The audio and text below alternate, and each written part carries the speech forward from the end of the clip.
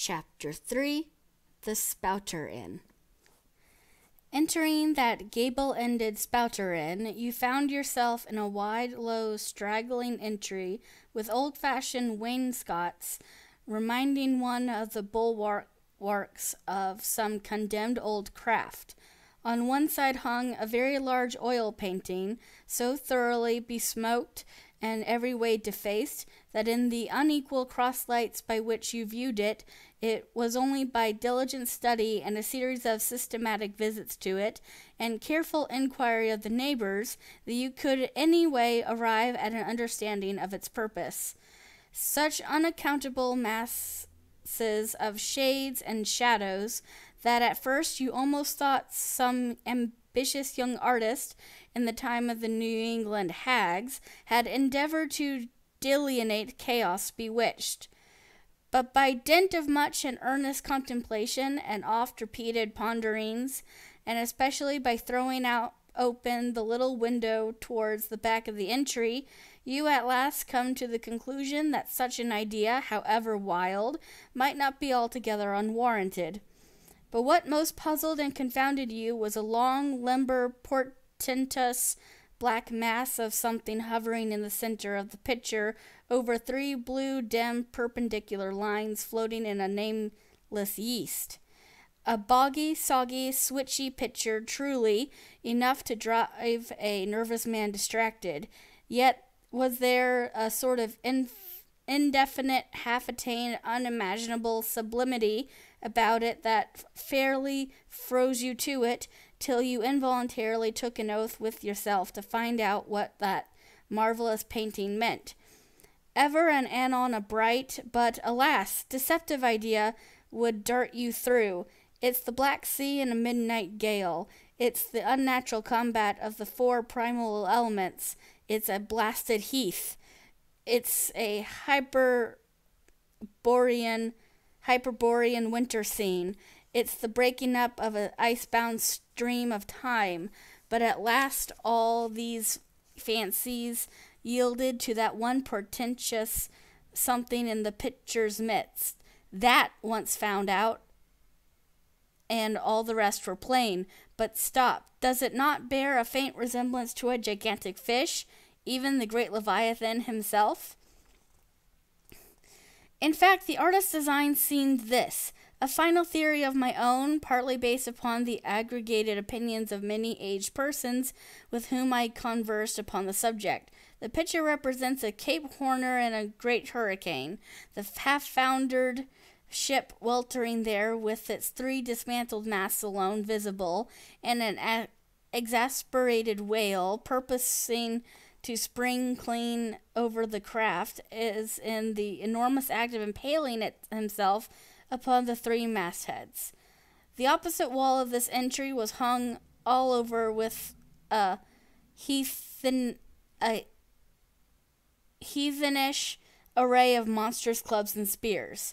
Some were thickly set with glittering teeth resembling ivory saws, others were tufted with knots of human hair, and one was sickle-shaped with a vast handle sweeping round like the segment made in the new-mown grass by a long-armed mower.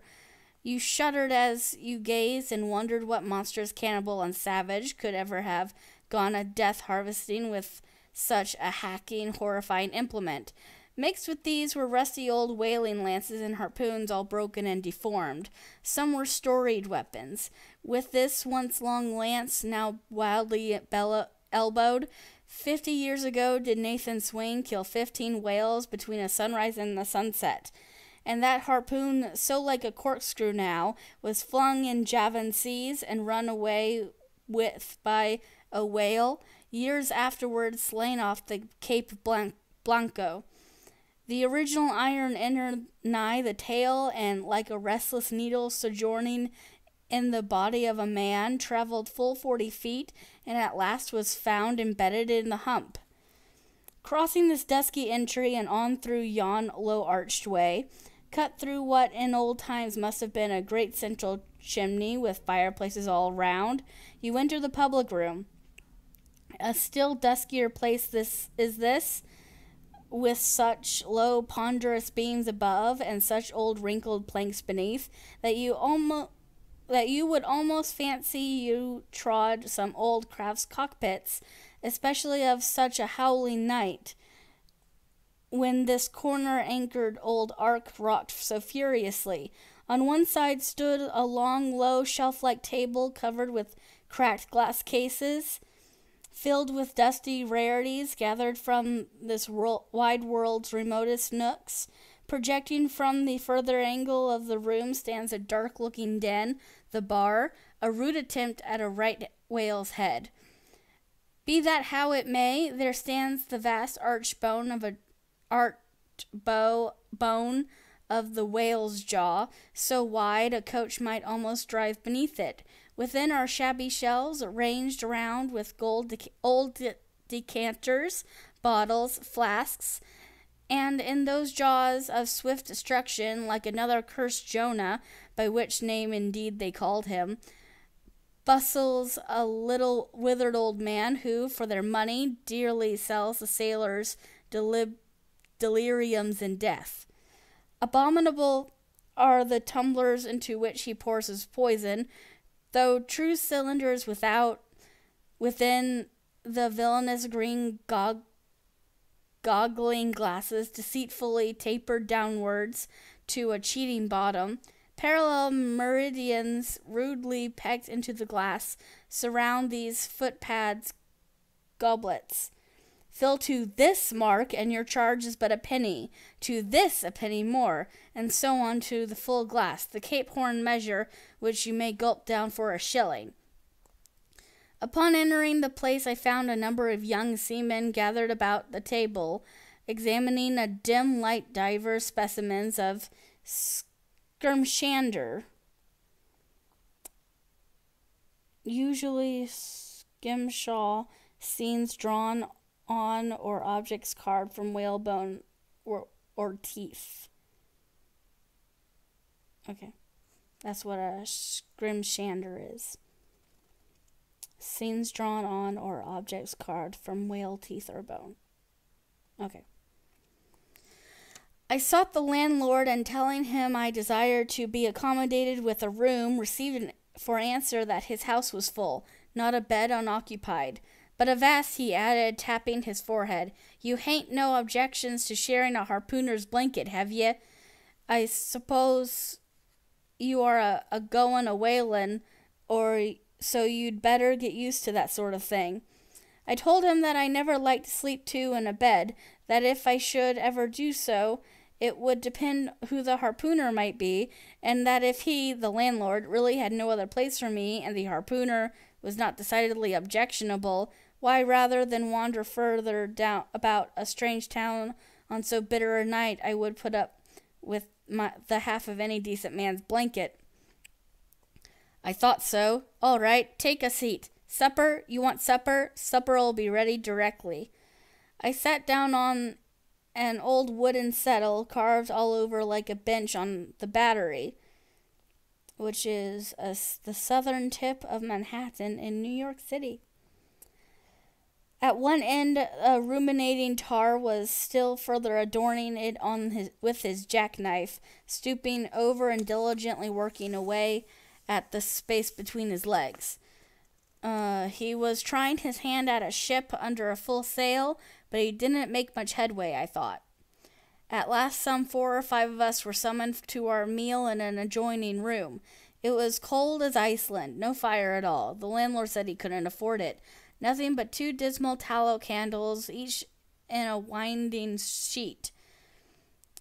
We were fain to button up our monkey jackets and to hold our lips cups of scalding tea with our half-frozen fingers. But the fare was of the most substantial kind, not only meat and potatoes, but dumplings. Good heavens! Dumplings for supper! One young fellow in a green box coat addressed himself to these dumplings in the most direful manner. My boy, said the landlord, you'll have the nightmare to a dead sartanty? Sartainty. Sartanty. Landlord, I whispered, That ain't the harpooner, is it?" "Oh, no," said he, looking a sort of diabolically funny. "The harpooner is a dark-complexioned chap. He never eats dumplings, he don't. He eats nothing but steaks, and likes 'em rare." "The devil he does," says I. "Where's that harpooner? Is he here?" "He'll be here afore long," was the answer. I could not help it, but I began to feel suspicious of this dark-complexioned harpooner. At any rate, I made up my mind that if it so turned out that we should sleep together, he must undress and get into bed before I did. I don't know what that means, but okay. Supper over, the company went back to the bar room when, knowing not what else to do with myself, I resolved to spend the rest of the evening as a looker-on. Presently a rioting noise was heard without. Starting up, with the landlord cried, That's the Grampus's crew. I seed her reported in the offing this morning, a 3 years' voyage in a full ship. Hurrah, boys, now we'll have the latest news from the Fijis." A tramping of sea boots was heard in the entry. The door was flung open, and in rolled a wild set of mariners enough, enveloped in their shaggy watch coats and with their heads muffled in woolen comforters, all bedarned and ragged, and their beards stiff with icicles. They seemed an eruption of bears from Labrador. They had just landed from their boat, and this was the first house they entered. No wonder, then, that they made a straight wake for the whale's mouth, the bar, when the wrinkled old Jonah, there officiating, soon poured them out brimmers all round. One complained of a bad cold in his head, upon which Jonah mixed him a pitch-like potion of gin and molasses, which he swore was a sovereign cure for all colds and catarrhs whatsoever, never mind of how long standing, or whether caught off the coast of Labrador, or on the weather side of an ice island. Catarrhs. Catarrhs. Okay, I don't know what that is. I will have to look it up. The liquor soon mounted into their heads, as it generally does, even with the arrantest toppers newly landed from the sea, and they began capering about most obstreperiously.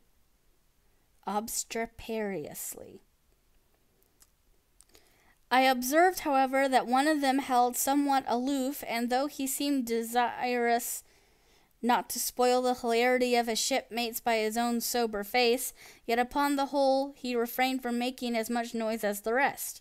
This man interested me at once, and since the sea gods had ordained that he should soon become my shipmate, though but a sleeping partner one, so far as his narrative is concerned, I will here venture upon a little description of him. He stood full 6 feet in height, with noble shoulders and a chest like a cofferdam. I have seldom seen such brawn in a man. His face was deeply brown and burnt, making his white teeth dazzling by the contrast, while in the deep shadows of his eyes floated some reminiscences that did not seem to give him much joy. His voice at once announced that he was a southerner, and from his fine stature I thought he must be one of those tall mountaineers from the Allegheny Ridge in Virginia. When the revelry of his companions had mounted to its height, this man slipped away unobserved, and I saw no more of him till he became my comrade on the sea. In a few minutes, however, he was missed by his shipmates, and being, it seems, for some reason a huge favorite with them, they raised a cry of "Bulkington! Bulkington! Where's Bulkington?" and darted out of the house in pursuit of him.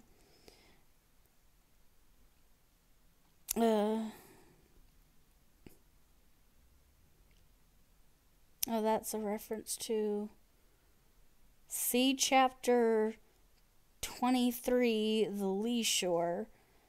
That might be a spoiler. Okay.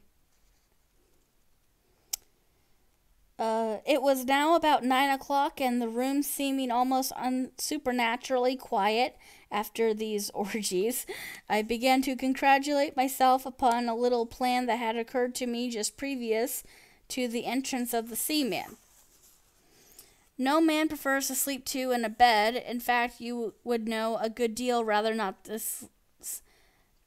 You would a good deal rather not sleep with your own brother. I don't know how it is, but people like to be private when they are sleeping. And when it comes to sleeping with an unknown stranger in a strange inn in a strange town, and that stranger a harpooner, then your objections indefinitely multiply. Nor was there any earthly reason why I, as a sailor, should sleep two in a bed more than anybody else, for sailors no more sleep two in a bed at sea than bachelor kings do ashore. To be sure, they all sleep together in one apartment, but you have your own hammock and cover yourself with your own blanket and sleep in your own skin. The more I pondered over this harpooner, the more I abominated the thought of sleeping with him. It was fair to presume that being a harpooner, his linen or woolen, as the case might be, would not be of the tidiest, certainly none the finest. I began to twitch all over. Besides, it was getting late, and my decent harpooner ought to be home and going bedwards. Suppose now he should tumble in upon me at midnight. How could I tell from what vile hole he had been coming? Landlord, I've changed my mind about that harpooner. I shan't sleep with him. I'll try the bench here. Just as you please. I'm sorry I can't spare ye a tablecloth for a mattress, and it's a plaguey rough board here, feeling of the knots and notches. But wait a bit, Scrimshander. I've got a carpenter's plane there in the bar. Wait, I say, and I'll make ye snug enough. So saying, he procured the plane, and with his old silk handkerchief, first dusting the bench, vigorously set to planing away at my bed, the while grinning like an ape. I don't like it when people are compared to apes. I know we are apes, technically, but my soul.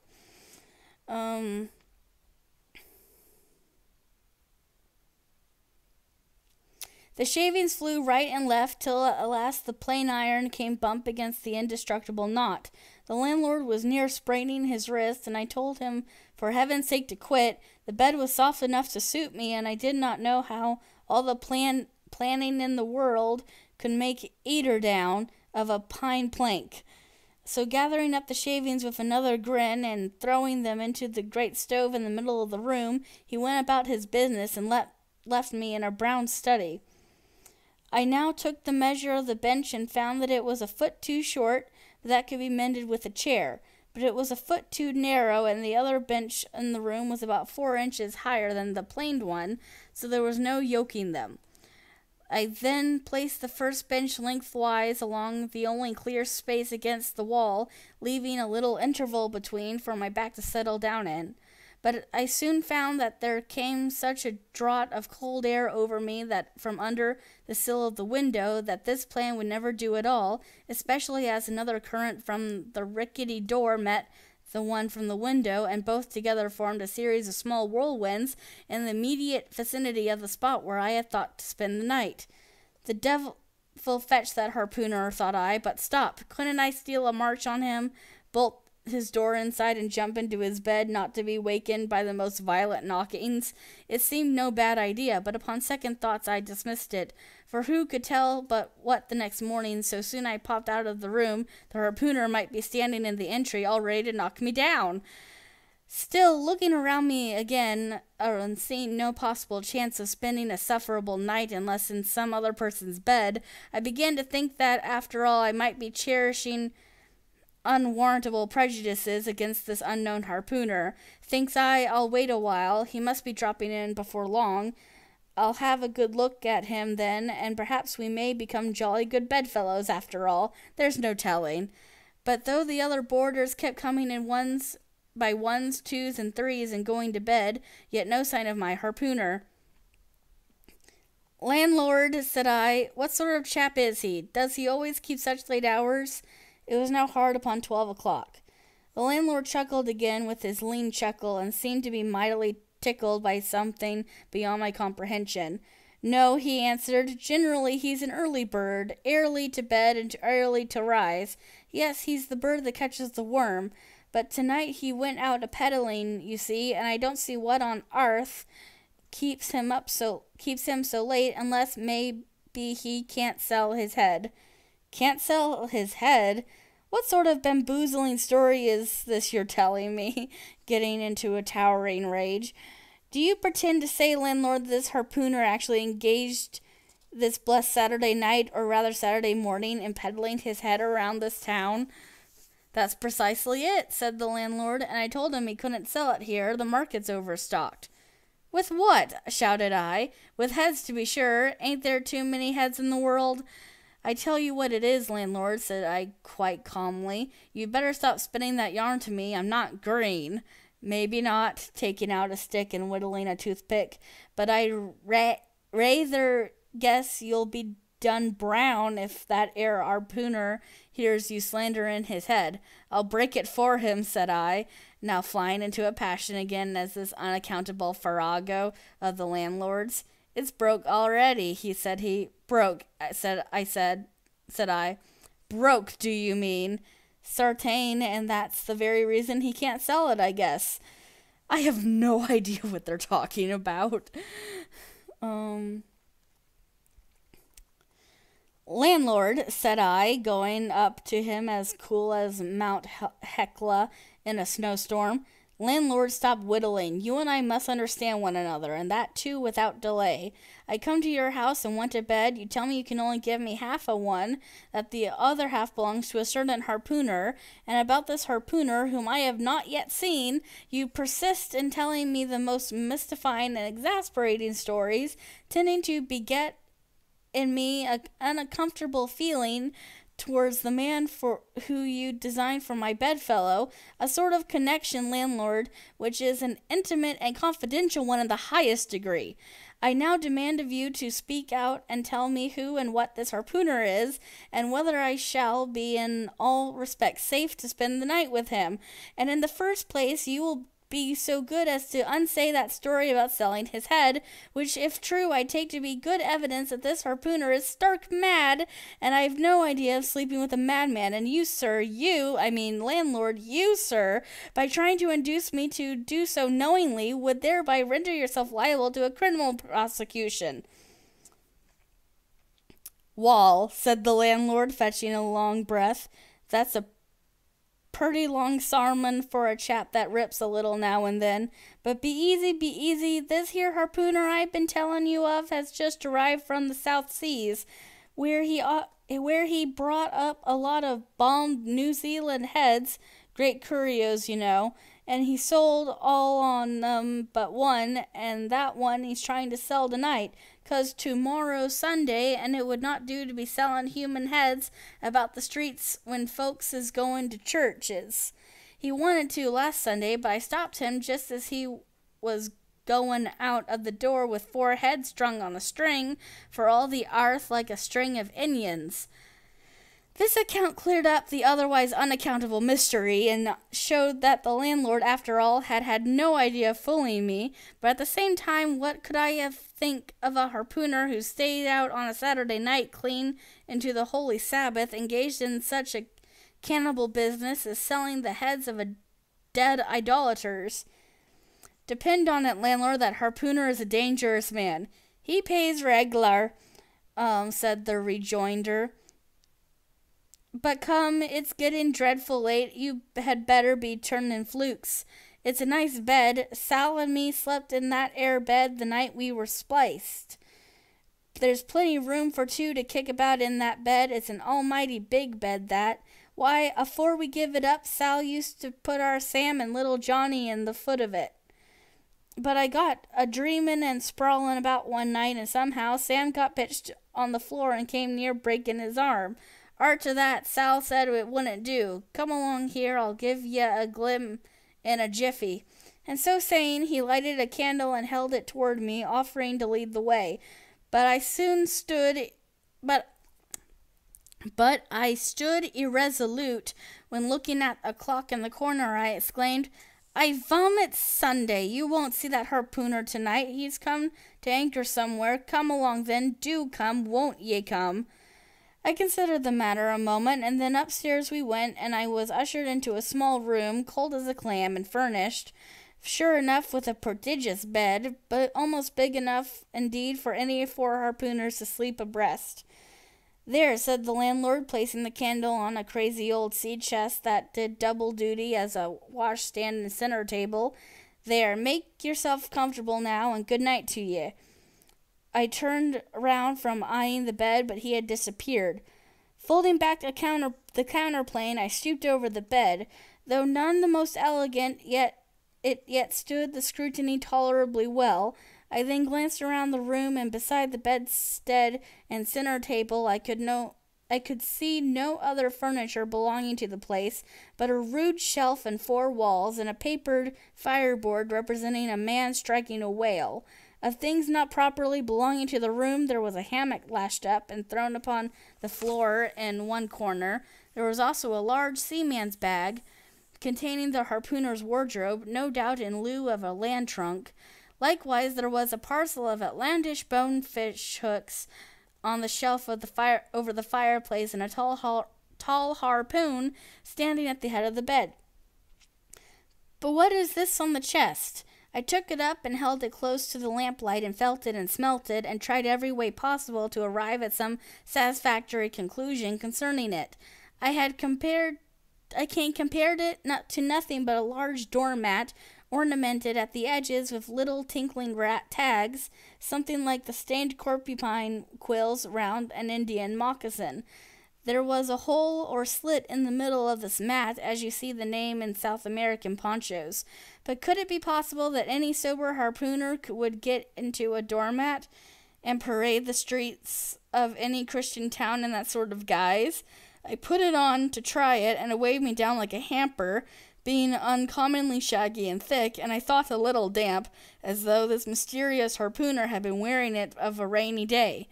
I went up in it to a bit of glass stuck against the wall, and I never saw such a sight in my life. I tore myself out of it in such a hurry that I gave myself a kink in the neck. I sat down on the side of the bed, and commenced thinking about this head-peddling harpooner and his doormat. After thinking some time on the bedside, I got up and took off my monkey jacket, and then stood in the middle of the room thinking. I then took off my coat and thought a little more in my shirt sleeves. But beginning to feel very cold now, half undressed as I was, and remembering what the landlord had said about the harpooner's not coming home at all that night, it being so very late, I made no more ado, and jumped out of my pantaloons and boots, and then blowing out the light, tumbled into bed and commended myself to the care of heaven. Whether that mattress was stuffed with corncobs or broken crockery, there was no telling. But I rolled about a good deal, and could not sleep for a long time. At last I slid off into a light doze, and had pretty nearly made a good offing towards the land of Nod, when I heard the heavy footfall in the passage, and saw a glimmer of light come into the room from under the door. Lord save me, thinks I, that must be the harpooner, the infernal head peddler. But I lay perfectly still, and resolved not to say a word till spoken to. Holding a light in one hand and that identical New Zealand head in the other, the stranger entered the room, and without looking toward the bed, placed his candle a good way off from me on the floor in one corner, then began working away at the knotted cords of the large bag I before spoke of as being in the room. I was all eagerness to see his face, but he kept it averted for some time while employed in unlacing the bag's mouth. This accomplished, however, he had turned around, when, good heavens, what a sight, such a face! It was of a dark purplish yellow color, here and there, and stuck over with large blackish-looking squares. Yes, it's just as I thought. He's a terrible bedfellow. He's been in a fight, got dreadfully cut, and here he is, just from the surgeon. But at that moment he chanced to turn his face so toward the light that I plainly saw they could not be sticking plasters at all, those black squares on his cheeks. They were stains of some sort or other. At first I knew not what to make of this, but soon an inkling of the truth occurred to me. I remembered a story of a white man, a whale man too, who, falling among the cannibals, had been tattooed by them. I concluded that this harpooner, in the course of his distant voyages, must have met with a similar adventure. And what is it, thought I, after all? It's only his outside. A man can be honest in any sort of skin. But then what to make of his unearthly complexion, that part of it, I mean, lying round about, and completely independent of the squares of tattooing? To be sure, it might be nothing but a good coat of tropical tanning, but I never heard of a hot sun's tanning a white man into a purplish yellow one. However, I had never been in the South Seas, and perhaps the sun there produced these extraordinary effects upon the skin. Now, while all these ideas were passing through me like lightning, this harpooner never noticed me at all, but after some difficulty, having opened his bag, he commenced fumbling in it, and presently pulled out a sort of tomahawk and sealskin wallet with the hair on. Placing these on the old chest in the middle of the room, he then took the New Zealand head, a ghastly thing enough, and crammed it down into the bag. He now took off his hat, a new beaver hat, when I came nigh, singing out with fresh surprise. There was no hair on his head, none to speak of at least, nothing but a small scalp knot twisted up on his forehead. His bald, purplish head now looked for all the world like a mildewed skull. Had not the stranger stood between me and the door, I would have bolted out of it quicker than I had ever bolted a dinner. Even as it was, I thought something of slipping out of the window, but it was the second floor back. I am no coward, but what to make of this head-peddling purple rascal altogether past my comprehension. Ignorance is the parent of fear, and being completely nonplussed and confounded by the stranger, I confess I was now as much afraid of him as if it was the devil himself who had thus broken into my room at the dead of night. In fact, I was so afraid of him that I was not game enough to just then address him and demand a satisfactory answer concerning what seemed inexplicable in him. Meanwhile, he continued the business of undressing, and at last showed his arms and chest. As I live, these covered parts of him were checkered with the same squares as his face. His back, too, was all over the same dark squares. He seemed to have been in a 30 years' war, and just escaped from it with a sticking plaster shirt. Still more, his very legs were marked, as if a parcel of dark green frogs were running up the trunks of young palms. It was now quite plain that he must be some abominable savage or other shipped abroad of a whaleman in the South Seas, and so landed in this Christian country. I quake to think of it. A peddler of heads, too, perhaps the heads of his own brothers. He might take a fancy to mine. Heavens, look at that tomahawk! But there was no time for shuddering, for now the savage went about something that completely fascinated my attention and convinced me that he must indeed be a heathen. Going to his heavy grego, which is a jacket, grego, or rapal, or dreadnought, which he had previously hung on a chair, he fumbled in the pockets and produced at length a curious little deformed image of a hunch, with a hunch on its back and exactly the color of a 3-days-old Congo baby. I don't even know what that means.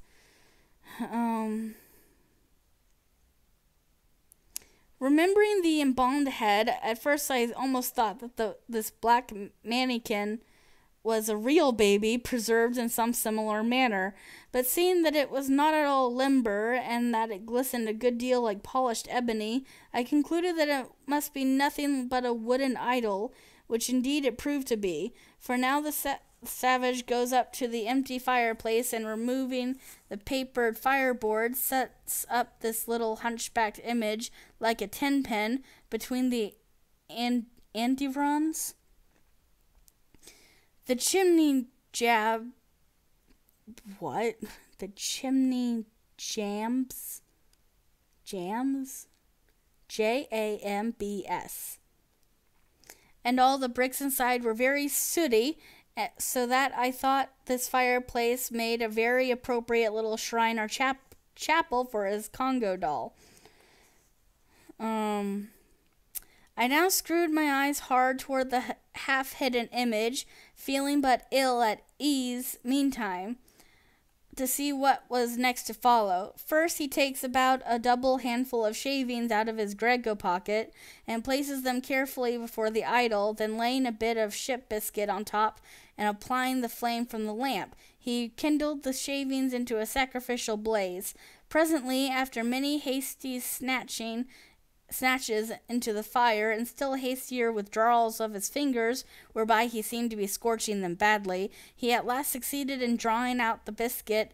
Then, blowing off the heat and ashes a little, he made a polite offer of it to the little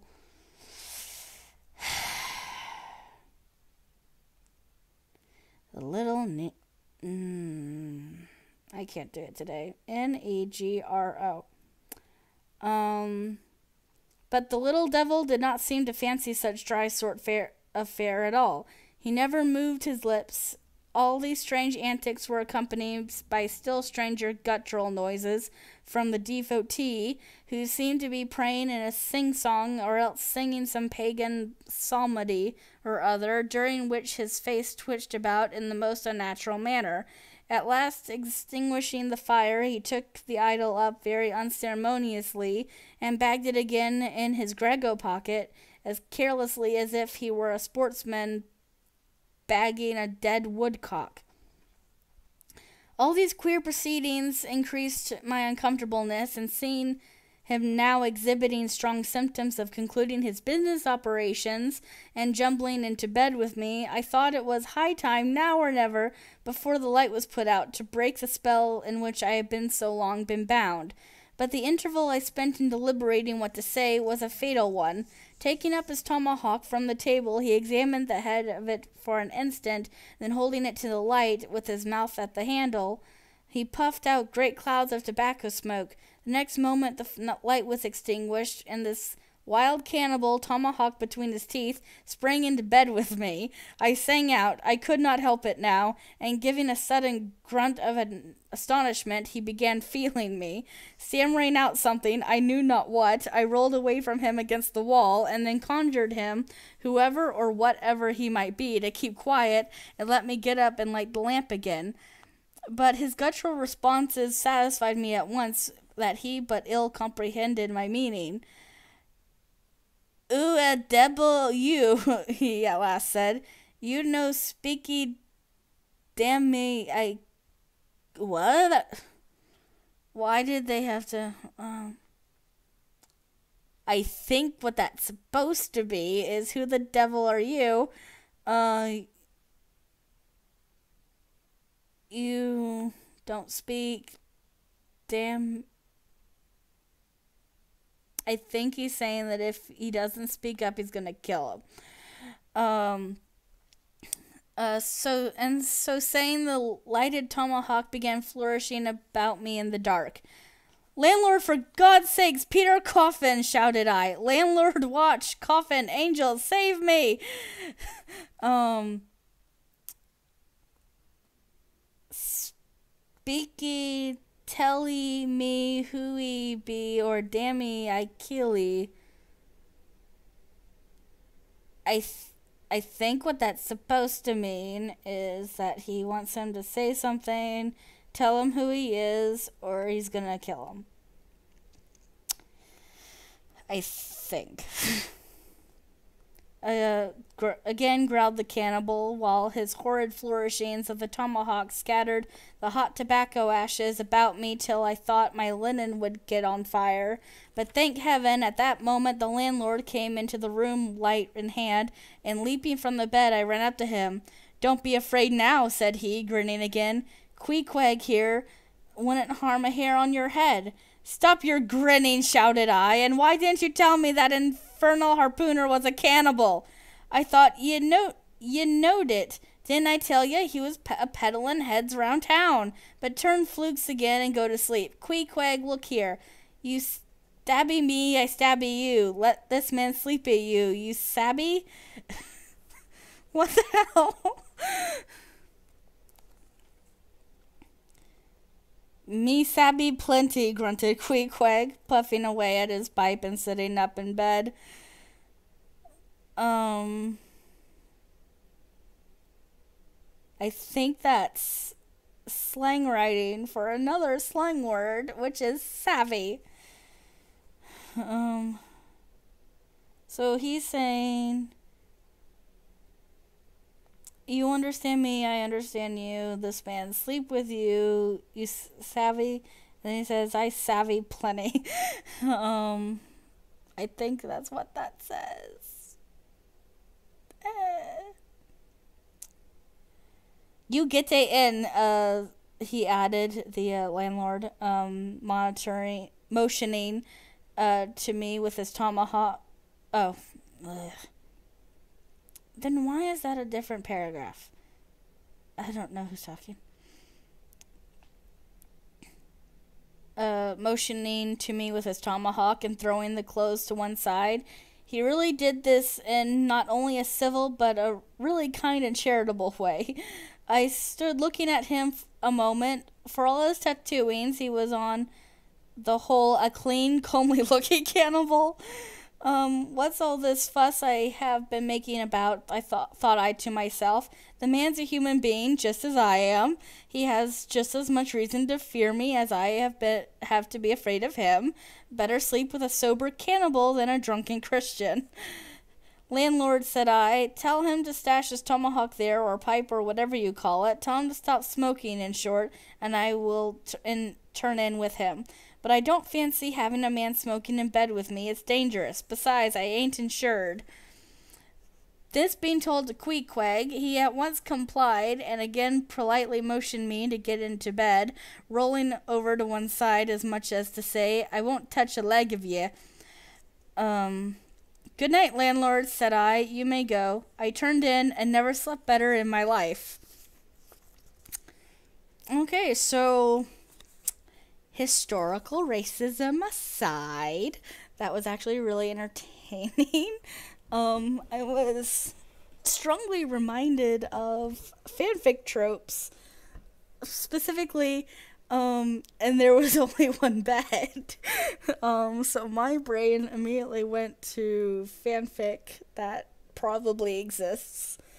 And I know that Herman Melville had, in his other writings, which are autobiographical, he has written other stuff about cannibalism and ending up on islands with natives that he at least says are cannibals.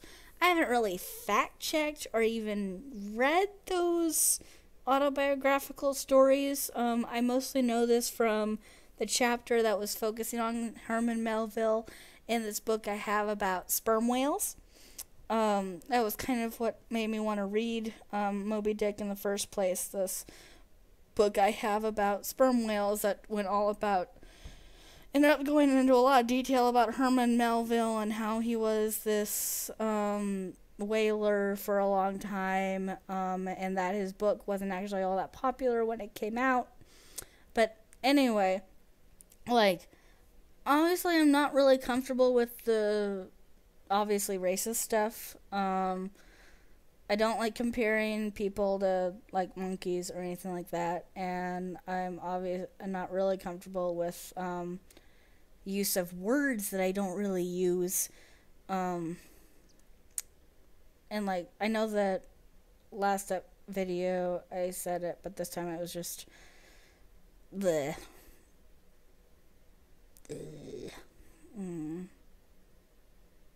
What else? Oh, when it mentioned tallow candles, tallow is actually candles made from animal fat. So if something says that it's made of tallow, that means that it's made of animal fat. And I know that from when I did education stations at I used to be an educational interpreter at Stone Mountain Park on its little um, historic square area. And one thing that I learned about candles from the 1800s is that some of them, if it was made of tallow, it was made from animal fat. And I think that was also the case for like soap. So that's what tallow candles means, and means that it smells like burning animal fat, and the flame doesn't look the same. It's a lot more smoky and dirty looking when a candle is being burned from, when there's a flame coming from a tallow anything. So it's not as bright or as when it's from a wax candle. Um, I actually kind of like Queequeg. I think that his dialogue is unnecessarily written and I think his dialogue is written in a way that's trying to get his accent across so much that it's actually difficult to figure out what he's saying, which I don't think is like, obviously I think that's entirely unnecessary. But in terms of like this as an introduction to who he is as a character, I actually like him already.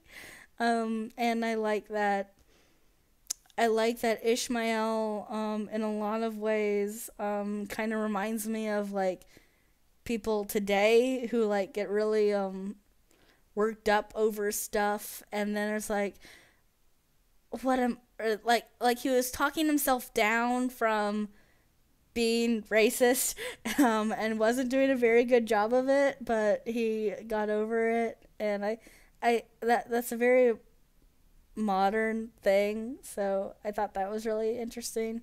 That was something that he did, and I did kind of like that, even though he was being a little bit racist, and that the character is sort of written in a way that's kind of racist, a little bit, or a lot, but I'm not a good judge of these things. But I like that he still had like reasonable objections. Like, I really didn't know what was going on with the head thing until it turned out, oh, he's trying to sell shrunken heads. Um, which is definitely illegal now, but wasn't always illegal. That's all the thoughts I have right now. The chapter was a little longer than I thought it was going to be, so I didn't have a glass of water with me. So I am going to drink some water now. So, yeah. Bye bye.